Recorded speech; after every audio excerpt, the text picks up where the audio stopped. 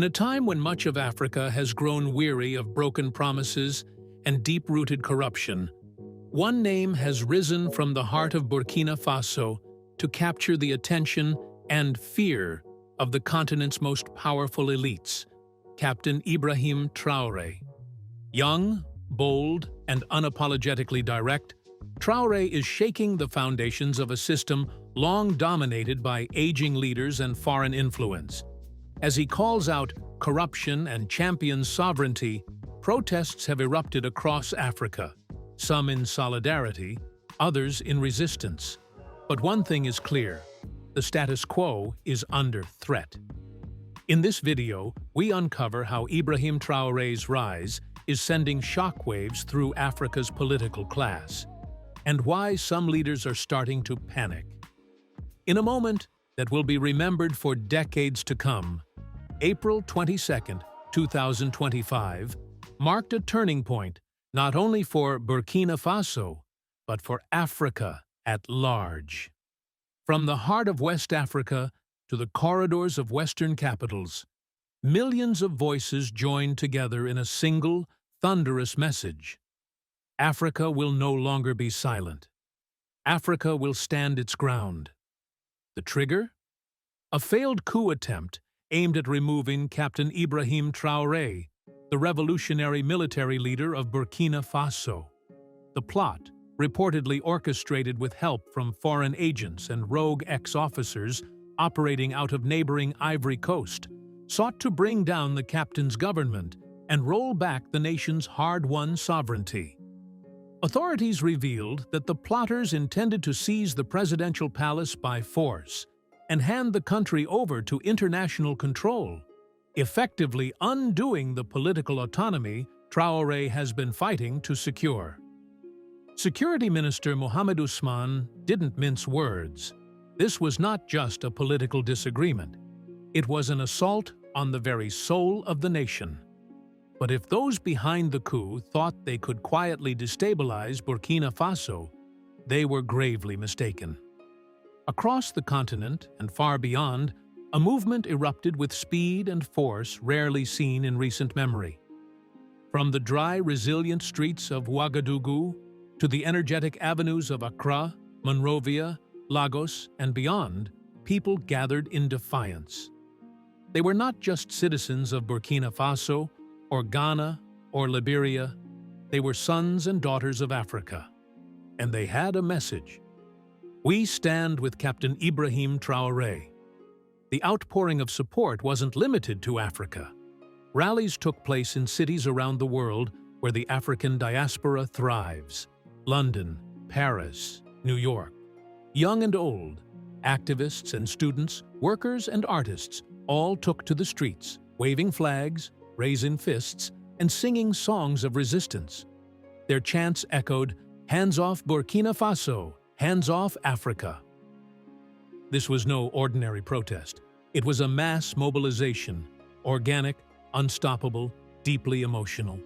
A continental declaration of unity against what many see as renewed attempts by foreign powers to meddle in African affairs. Tensions had been mounting even before the coup. Just weeks earlier, General Michael Langley, commander of the United States Africa Command, AFRICOM, accused Traoré's administration of using nationalized gold revenues for its own benefit, allegedly at the expense of the Burkinabe people. The comments were widely viewed across Africa as disrespectful and paternalistic. For many Africans, Langley's statement wasn't just criticism. It was a clear signal, a dog whistle for Western powers eager to destabilize a leader who dared to defy their influence. The timing and tone suggested more than concern for the people of Burkina Faso. It hinted at a larger geopolitical game, one where Burkina Faso's pivot away from traditional Western allies, particularly France, threatened established power dynamics. The response was swift and fierce. On April 30th, the Place de la Révolution in Ouagadougou became a roaring symbol of defiance. Thousands of protesters filled the streets, waving the red, green, and yellow flag of Burkina Faso alongside the Russian flag, a powerful visual of the country's shift in alliances. This was not simply about domestic policy, it was a bold message to the world. Africa refuses to play by the old colonial rules any longer. The protest carried strong symbolic imagery. Banners showing General Langley's face, defaced with the word slave, sent a sharp rebuke, expressing deep distrust of what many see as his allegiance to foreign interests rather than African freedom. This wasn't just a demonstration, it was a declaration of independence and resistance. Africa, it seemed, was watching closely, and the world could no longer ignore the voices rising from Burkina Faso. Supporters of Captain Ibrahim Traoré, the 37-year-old military leader at the center of the storm, showed no signs of backing down. Among them was Oshibi Yan, a Burkinabe musician who joined the protests and spoke with fierce clarity. Colin Powell lied. Iraq was destroyed. Barack Obama lied. Gaddafi was killed. But this time, their lies won't affect us. We are against predation and economic slavery. The movement extended beyond Burkina Faso's borders, from Ghana's historic Black Star Square to the streets of Monrovia, Liberia. Thousands rallied under a shared banner: Hands off the AES. This alliance of Sahel states, a coalition of Burkina Faso, Mali, and Niger, has become the front line in Africa's ongoing struggle against neo-colonial interference. The solidarity did not end in Africa. Across Europe and North America, the African diaspora rose in support. Demonstrations appeared in cities like Paris, London, New York, and Toronto. On social media, especially on platforms like X, countless posts elevated Captain Traoré from a national leader to a symbol of hope and resistance. The warnings echoed loud and clear. History must not repeat itself. No more Libya. No more Gaddafi. What sets Traoré apart? Why does this young army captain inspire such widespread passion? It's simple. He embodies change not just in words, but in action. In a continent long haunted by foreign intervention and broken promises, Traoré's leadership represents a new chapter, one where African nations assert their own destiny, refuse exploitation, and reclaim their sovereignty. Since seizing power in 2022, marking his second coup within a single year, Captain Ibrahim Traoré has rewritten the rules of governance in Burkina Faso, and the world is taking notice. Traoré's rise signals a bold break from the past, a clear rejection of the old order dominated by foreign influence and neo-colonial control. One of his first and most dramatic moves was to expel French troops from the country. For decades, French military presence and influence symbolized the lingering grip of colonial power in West Africa. Traoré's decision sent a powerful message. Burkina Faso would no longer tolerate foreign forces dictating its affairs.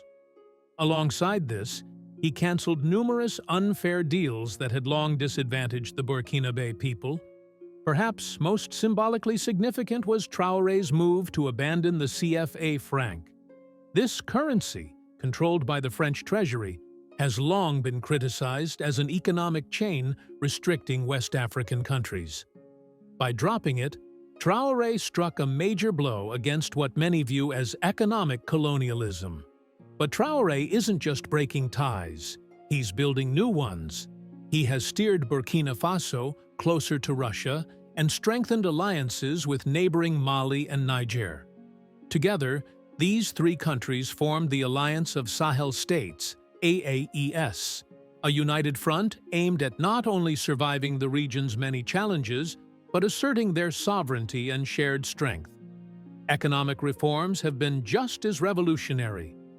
Traoré nationalized Burkina Faso's gold industry and, in 2023, established the country's first-ever gold refinery.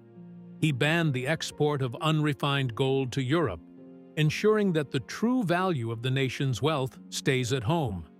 This is more than policy.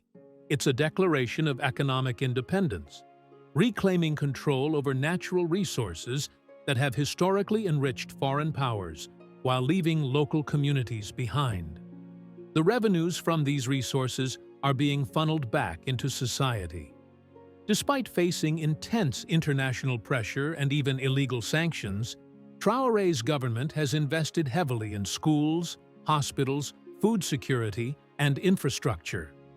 Social media buzzes with reports of over 400 schools reopening in areas once terrorized by extremist groups, and security forces making gains where previous efforts had failed.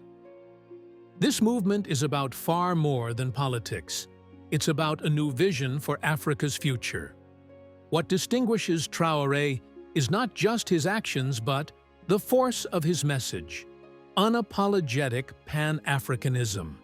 He channels the spirit of Thomas Sankara, Burkina Faso's iconic revolutionary leader who dreamed of an Africa free from Western control and paid for it with his life in 1987. At the inaugural AES summit in July 2024, Traoré was unmistakably clear. The path to a free, prosperous Africa lies in regional unity, economic self-reliance, and strong, homegrown security forces. His words resonated deeply across the continent, signaling a break from dependence and a commitment to self-determination. When thousands gathered in Ouagadougou on April 30th to protest in support of his vision, Traoré stood firm. Through social media, he sent a stirring message: "We will never bend our backs in the face of adversity. We will stand tall until our people are truly free." This blend of fearless rhetoric and concrete progress has made Traoré a hero, especially among Africa's youth. They see in him something rare, a leader who doesn't just speak about change, but lives it, putting the needs of the people first, and daring to imagine a new, independent Africa. To them, he represents something rare and precious, a leader who puts the people first and dares to challenge the old order. As one ex-user put it simply, Captain Ibrahim Traoré is the most loved leader in Africa among the youth. He's become the face of hope. That hope is about envisioning what Africa can become: a continent free from the shackles of neo-colonialism and economic dependence. The contrast between Traoré and much of Africa's existing leadership is striking. Across the continent, many presidents, even those elected through democratic means, are viewed as part of the problem. They maintain cozy relationships with international financial institutions like the IMF, accumulate crushing national debt, and continue handing over their country's rich natural resources to foreign corporations. This old guard protects its own power and privileges, but rarely delivers meaningful change for ordinary citizens. While Traoré made the bold moves to expel French troops and abandon the CFA franc, leaders in countries like Senegal and Ivory Coast still operate firmly under France's economic and military influence. Instead of breaking free, they've doubled down on the old systems, and the people are taking notice. The regional bloc ECOWAS, from which the Alliance of Sahel States, AES, distanced itself, is now widely criticized as a tool of Western interests, disconnected from the everyday struggles of African people. This widening divide between leaders clinging to the old colonial frameworks and the rising new generation of leaders is impossible to ignore. Traoré isn't just a political figure. He's a movement reshaping what leadership means in Africa, one bold decision at a time. The truth no one wants to sugarcoat anymore is that many African leaders lack what Captain Traoré brings to the table: youth, courage, authenticity, and a willingness to risk everything for real change. His military background and frontline experience fighting terrorism give him credibility that resonates deeply with a generation tired of empty promises and recycled political rhetoric. Where others talk big but act little, Traoré is making concrete progress. Schools long closed due to extremist violence are reopening, new roads and infrastructure projects are underway, and security forces are pushing back in areas where terror once reigned. But it's his fierce resistance to Western pressure that has made him a symbol far beyond Burkina Faso's borders. When U.S. General Michael Langley publicly criticized Traoré's government for nationalizing gold and accused it of neglecting its people, Traoré fired back with a sharp, unforgettable reply: "Our gold, not yours." This wasn't just a defiant clapback, it was a declaration of sovereignty. Burkina Faso would no longer be anyone's pawn in geopolitical games. If Traoré keeps moving forward on this path, he isn't just shaping Burkina Faso's future, he's rewriting Africa's playbook on leadership and self-determination. His economic policies highlight this new direction. By nationalizing gold reserves and building the country's first gold refinery, Traoré is flipping the script on how African nations manage their natural resources. No longer will Burkina Faso export raw materials for a fraction of their value. Instead, the country keeps more wealth at home, creating jobs, boosting industry, and reducing dependence on foreign aid and investment. But Traoré's ambitions go beyond economics. He's channeling national wealth into the heart of society: education and healthcare. Schools that had been shuttered due to decades of conflict and neglect are now reopening, even in areas once overrun by extremists. It's a powerful message to every child in Burkina Faso: you matter. Your future matters. Meanwhile, new healthcare initiatives aim to rebuild a system long undermined by decades of outside control and exploitation. Of course, the path ahead is far from easy. Security remains a major challenge. Terrorist violence claimed more than 1,500 lives in 2024 alone. Yet, even here, Traoré is thinking strategically. His decision to pivot away from traditional Western military partnerships toward new alliances, most notably with Russia and the Alliance of Sahel States, AES, reflects a long-term plan. The arrival of 100 Russian Africa Corps fighters in 2024 to help secure Burkina Faso and protect Traoré personally is not just a military tactic. It signals a new kind of partnership, one based on mutual respect rather than control. If Traoré can stabilize the security situation, Burkina Faso could do more than just survive. It could become a beacon of resilience, independence, and transformation for the continent. On the economic front, Burkina Faso is already starting to attract attention. Rumors circulated online in early 2025 that Traoré had wiped out the country's foreign debt, a claim Reuters quickly debunked. But the reality remains impressive.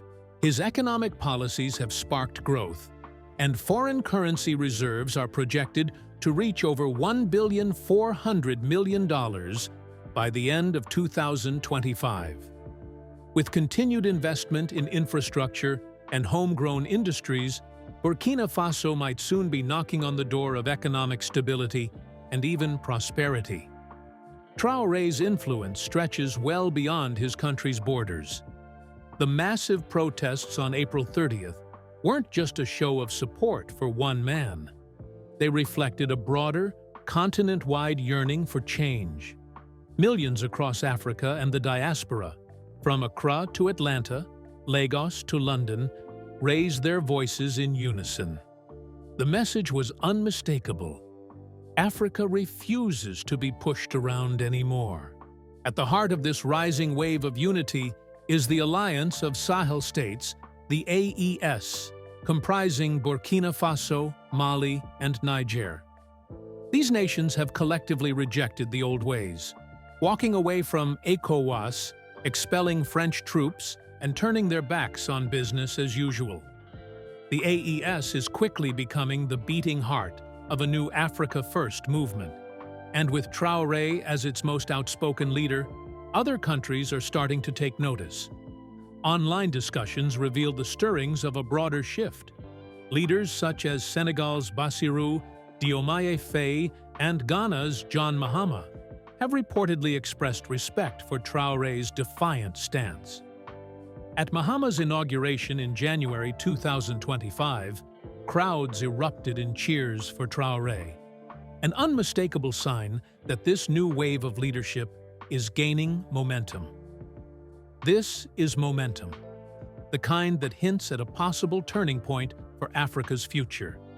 Imagine a future where African nations come together as a confederation, sovereign but united, with a clear focus on shared prosperity and security.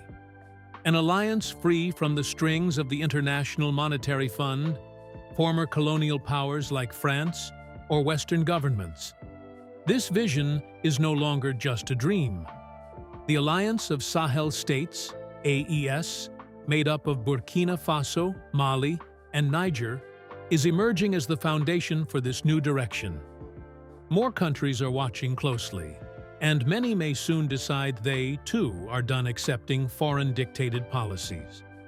If this happens, the AES could grow beyond its current borders, creating a truly Africa-led movement for independence and progress. What makes this movement even more powerful is how deeply it resonates with the African diaspora. Communities across Europe and North America have taken up Traoré's cause, seeing in him a leader who speaks their truth, a voice long missing on the global stage. Their activism, including massive protests like the one on April 30th, puts international pressure on governments far beyond Africa's borders. Western powers, facing this new reality, may need to rethink their strategies. Sanctions, smear campaigns, and other forms of pressure only seem to harden Africa's determination to stand tall and defend its sovereignty. However, this path is not without danger. Recent events serve as a reminder of the risks involved. The failed coup attempt against Traoré was just the latest in a series of efforts to unseat him. It's clear that the West views Traoré not as a reckless disruptor, but as a serious threat, precisely because he is effective and refuses to play by old rules. Still, Burkina Faso's challenges are enormous. Terrorist groups continue to exploit the country's vulnerabilities, keeping the security situation tense and unpredictable. In a move that has sparked debate, Captain Traoré extended military rule by 5 more years, postponing national elections until 2029. Critics accuse him of clinging to power, but Traoré insists he is committed to protecting the nation during a critical time. As he put it himself, "The enemies of the nation are active, but we will stand ready and show no mercy." Despite the pressure and political tension, the people of Burkina Faso remain firmly behind him. The massive protests on April 30th were far more than a routine rally. They sent a powerful message. When faced with the choice between Western-imposed timelines and their own local leadership, the people chose Traoré. This moment was not just about one man, but about a shared vision and a broader movement for change. From Ouagadougou, Burkina Faso's capital, to cities as far as Accra, Monrovia, and even Harlem in New York, voices united in one clear declaration: this is a new Africa. An Africa that refuses to be shackled by foreign debt, controlled by outsiders, or stripped of its wealth. Millions stand ready to defend this vision, even at great personal risk. If Traoré continues to lead with his current passion and focus, Burkina Faso could become a beacon of true independence, where natural resources are invested back into the country's education, healthcare, and security systems rather than filling foreign bank accounts. His vision turns the traditional resource export model upside down, prioritizing the needs of the people. But the dream does not end at Burkina Faso's borders. Under Traoré's leadership, the Alliance of Sahel States, AES, is poised to expand into a stronger coalition. A united front of African nations dedicated to putting the continent's interests first. This movement rejects puppet governments and unfair trade deals. It stands for sovereignty, unity, and African pride. The events of April 30th were more than a protest. They were a wake-up call. Africa is rising, and Traoré is carrying its torch. To Western powers, the message is unmistakable. Africa will no longer play by your rules. It is done bending to the will of foreign interests. To Africans everywhere, Traoré's message is clear. Stand strong, because victory is within reach. United in purpose, Africans can break free from the chains of imperialism and neocolonialism and build a continent that is free, dignified, and sovereign.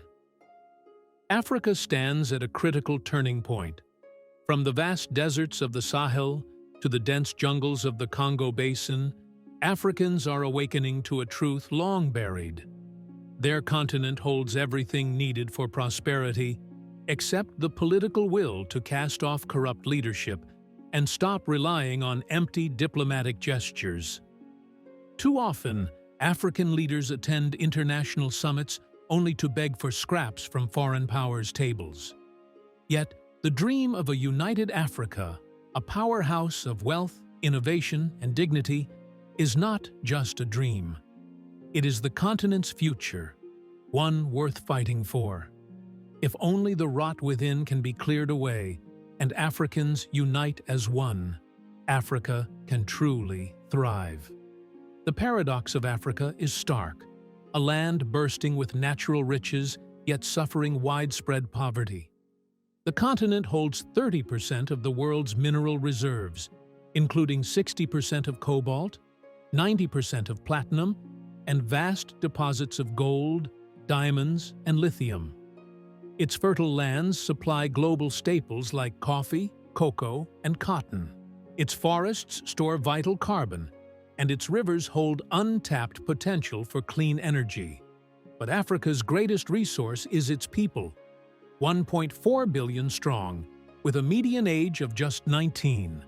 This young, vibrant population is full of creativity, energy, and ambition, ready to drive the continent toward a brighter, more independent future.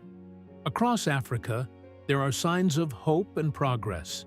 Nigeria is emerging as a tech hub, sparking innovation and new opportunities. Kenya is making strides in renewable energy, powering a cleaner future. Far from being a forgotten backwater, Africa is a land of possibility. Yet, despite these bright spots, much of the continent's wealth and potential are being stolen and squandered by a handful of corrupt leaders. These leaders, often clad in designer suits and delivering empty promises, preside over countries where 1 in 3 people live on less than $2 a day. Nearly 29 million children remain out of school, and diseases like malaria claim hundreds of thousands of lives each year.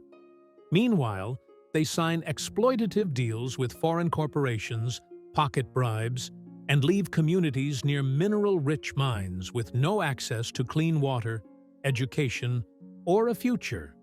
The scale of this theft is staggering.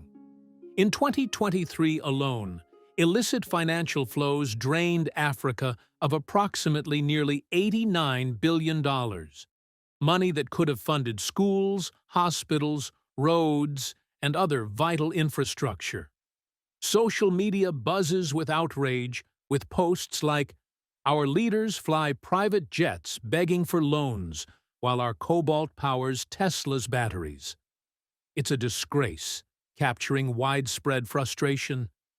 This isn't just corruption. It's an act of treason against Africa's future. While countries like Rwanda are building modern, vibrant cities, and Ethiopia completes massive projects like the Grand Renaissance Dam, too many African leaders focus on holding on to power through rigged elections and silencing dissent. Even the African Union, envisioned as a force for unity and progress, often feels like an exclusive club for the elite.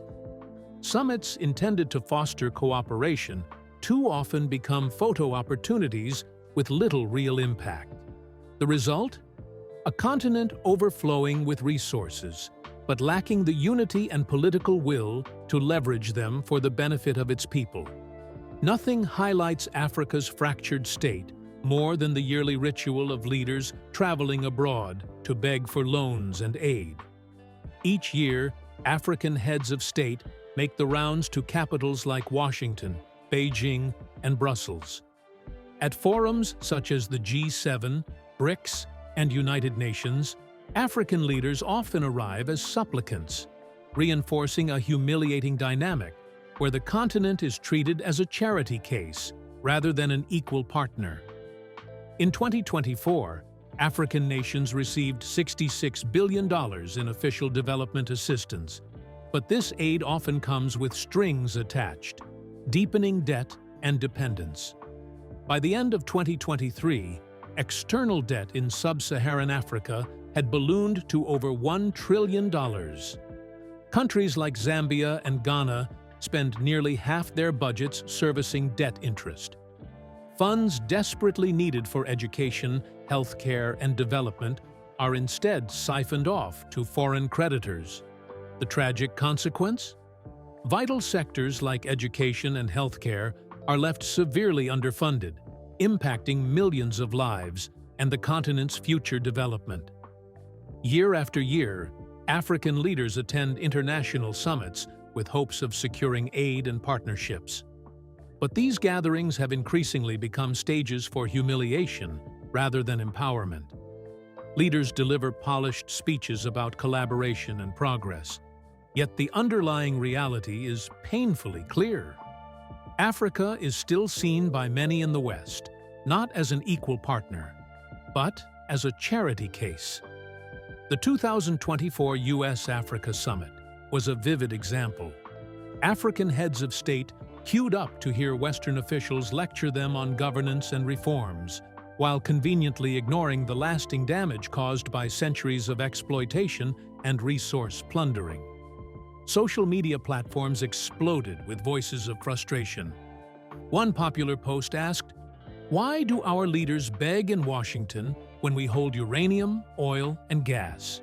We're not poor, we're robbed."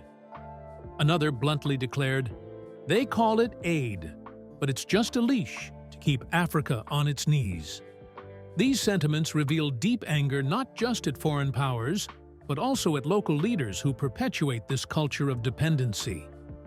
This culture of begging stems from a deeper problem: a lack of unity and shared purpose among African nations. Instead of pooling resources and forging stronger regional cooperation through organizations like ECOWAS, Economic Community of West African States, or SADC, Southern African Development Community, countries are often caught in competition. They scramble for the smallest scraps from foreign donors, undermining each other in the process. One of the continent's most promising initiatives, the African Continental Free Trade Area, AFCFTA, launched in 2021, aims to transform this dynamic. By encouraging trade between African countries, the AFCFTA has the potential to add $450 billion to the continent's GDP by 2035. But progress has been slow.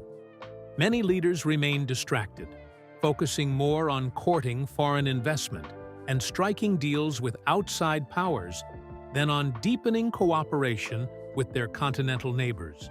It's a missed opportunity.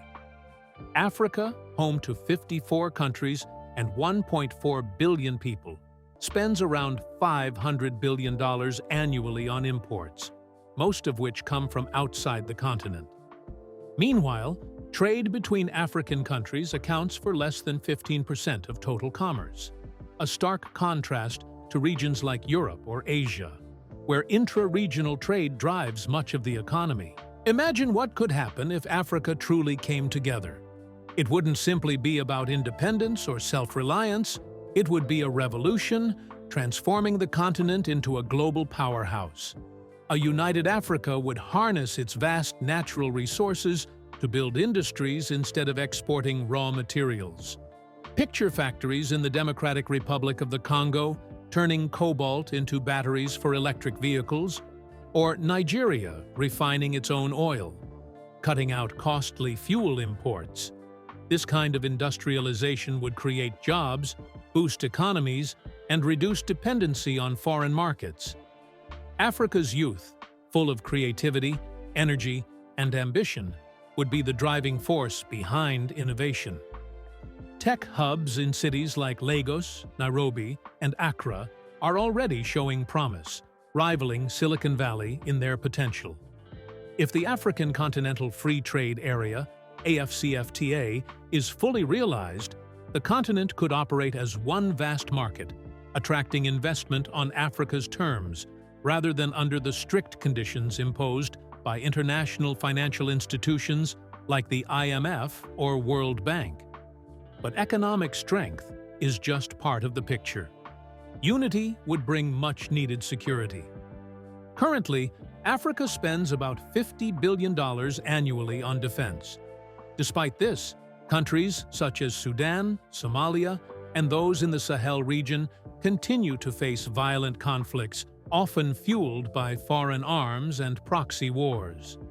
A unified African security force, sharing intelligence and pooling resources, could more effectively counter threats like jihadist groups or military coups. This would reduce the continent's reliance on foreign military bases from France, the US, or others.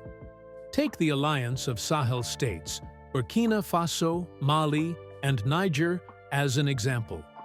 This regional bloc is showing that African nations can assert their sovereignty and prioritize regional security over external influence. Such examples offer a glimpse of what a more unified continent could achieve. On the global economic stage, a united Africa would have a powerful voice. In 2024, Africa's GDP was estimated at over $3 trillion, with projections to triple by 2050. Growth rates that could surpass even Asia's remarkable rise. This economic clout would enable Africa to negotiate better trade deals, protect its interests, and attract high-quality investments. Africa also holds tremendous renewable energy potential. The continent has 11% of the world's hydropower capacity and vast solar fields that could not only power African cities and industries, but also export surplus clean energy to Europe. This would position Africa as a key player in the global energy transition. Let's not forget Africa's cultural influence. African music, film, and fashion already shape global trends. Nollywood's films and Afrobeats music reach audiences from Tokyo to Toronto, showcasing the continent's rich creativity. A united Africa could amplify this cultural power, turning it into a source of pride and economic opportunity. The truth is clear. Africa has all the ingredients it needs to stand tall and redefine the global order. The challenge is unity. If the continent can come together, it can unleash its full potential and change the world's perception from a place of poverty and dependency to a continent of strength, innovation, and pride. The future is African, but only if Africans unite. This pivotal moment reminds us of the power of the people to demand a better future. If you found this analysis insightful, please like, subscribe, and share your thoughts in the comments. What do you think the future holds for Africa in light of these developments? Let's engage in this crucial conversation together.